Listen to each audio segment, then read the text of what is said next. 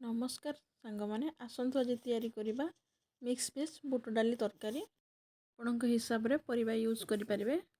आलू किछि नहीं, बीम्स, छुईनाड़ी, पपैया, कदली, बोईताल,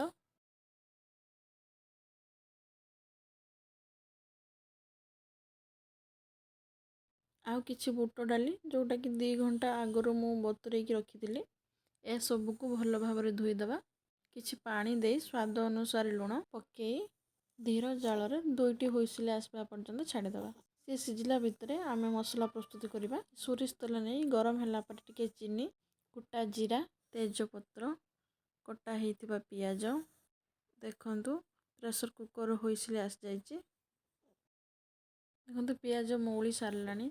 तापर अदा रसुण छेचा, मु तो अदा रसुण छेचा नहीं, आपड़ चाहिए ग्राइंड करें।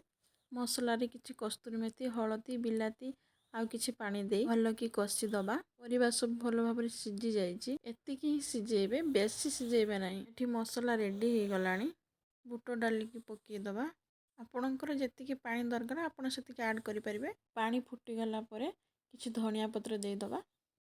आपणकर रेडी हो गला मिक्स भेज बुट डाली तरकारी। यदि रेसिपीटी भल लागिले लाइक शेयर सब्सक्राइब निश्चित करेंगे।